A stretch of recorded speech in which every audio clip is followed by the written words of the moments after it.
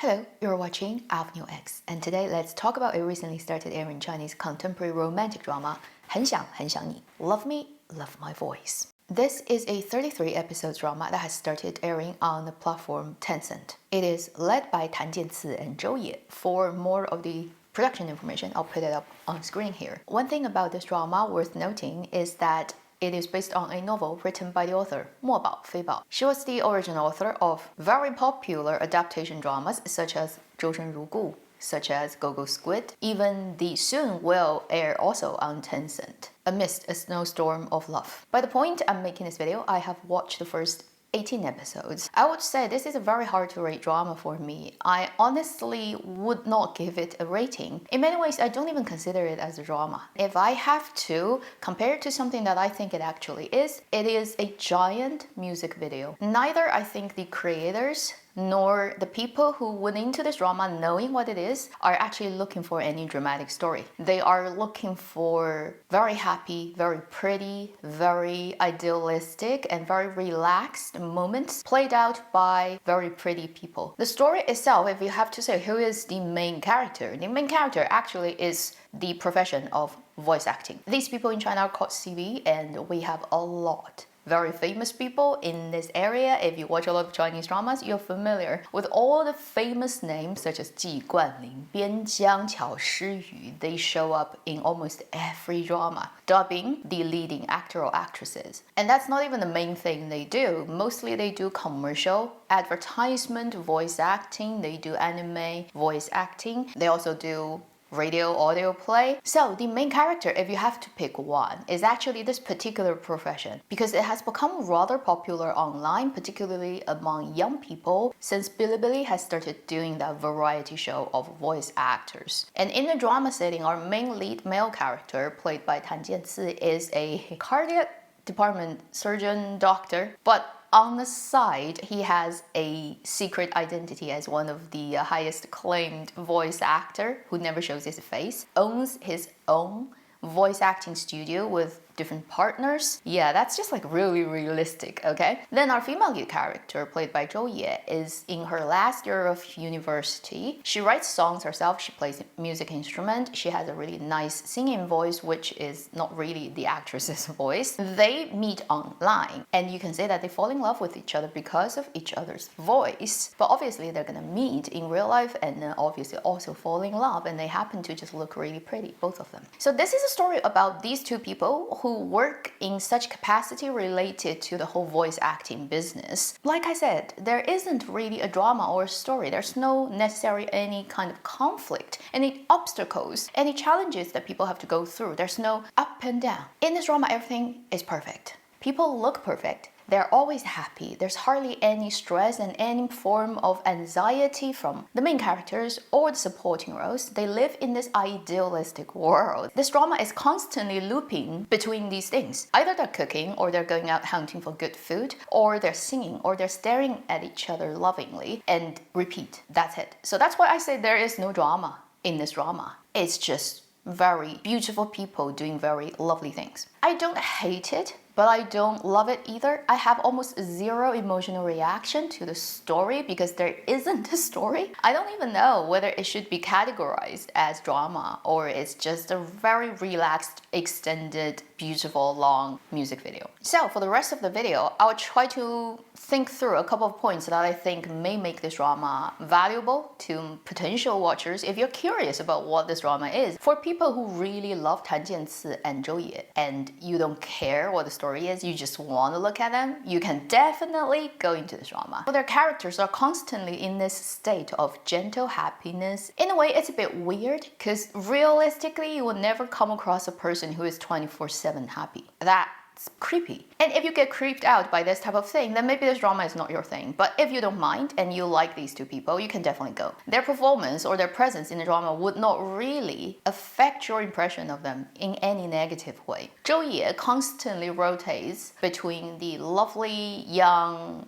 21st century girls clothing style. That's like, yeah, she's a female lead, so she gets changed clothes every scene. That makes a lot of sense for a normal person at the end of their university. A lot of Chinese styled contemporary clothing. She also has hanfu. She also has ethnic minority looks. It's a constant imagery onslaught of pretty Zhou Ye in all types of outfit. And her acting from moment to moment, playing constantly in love, stars in the eyes, young girl, is actually pretty well done. As for Tan Jianci, at the beginning of this drama, couple of episodes, I actually got really creeped out because I am not used to him playing any type of role who is just so soft and so gentle and so happy. He has 24/7 smile. Every second when he's on camera, there's not even one moment when he's not smiling. I don't believe anybody can maintain that level of emotion constantly. It will make you look like a psychopath. At certain point around episode 8, 9, I got used to it and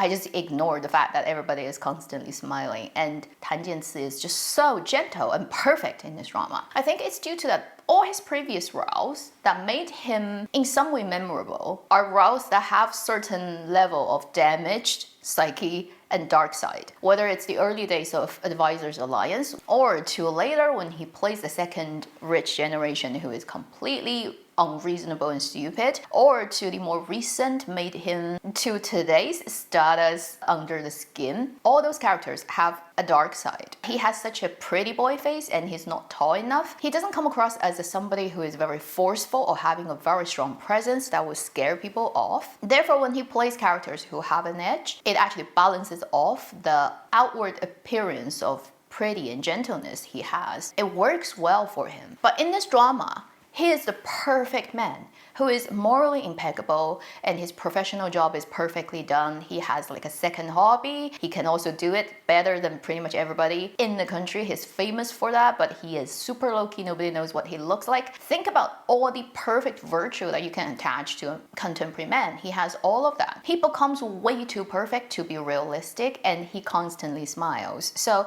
it takes all the edges out of Tan Jianci in all forms. Therefore, actually, I don't think this role suits him.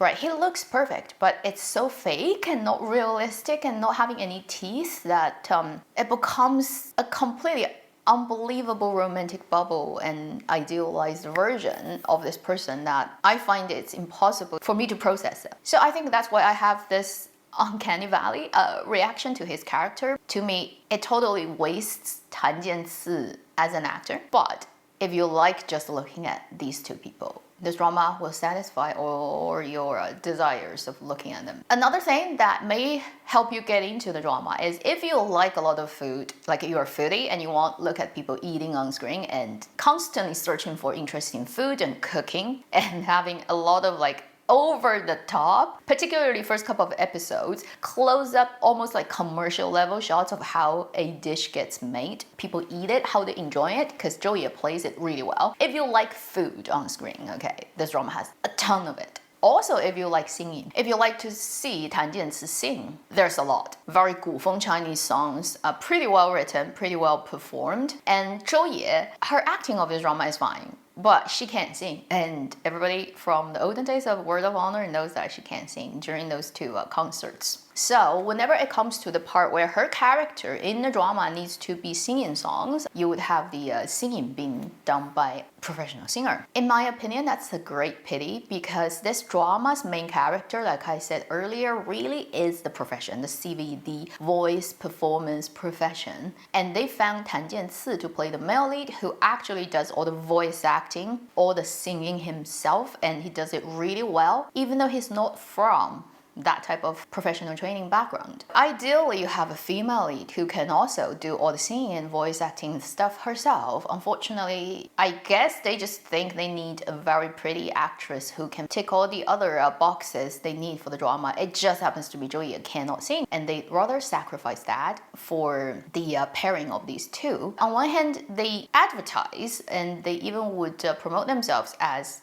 a drama that looks at this, but then they can't cast somebody who can do it themselves. It makes you doubt about their motivation, basically, of making such a drama, and then they are very self-contradictory in what they say and what they do. And that's a slightly uncomfortable thing I have with this drama. You know, if Joya could sing, that would be perfect. I don't have a problem with her. I'm just like, sometimes I want to laugh when I see her singing in the drama with a lot of emotion, and then clearly it's not her voice. And I wonder, like, when they were actually filming it, how funny it actually was on set. Number 3, if you're looking for something to turn on, like a background noise, when you are not 100% required to focus on watching the story, you want to occasionally glance over and see pretty people, constant romantic bubble and happiness, not even 1 ounce of conflict and pain, any type of struggle, anything that may raise your blood pressure. If you just want this total rainbow color, pink colored, soft sweetness that is constantly present, you can turn to this drama, put it on your iPad, put it on your whatever screen you watch dramas on, and I guarantee you, you're not gonna experience even 1 moment of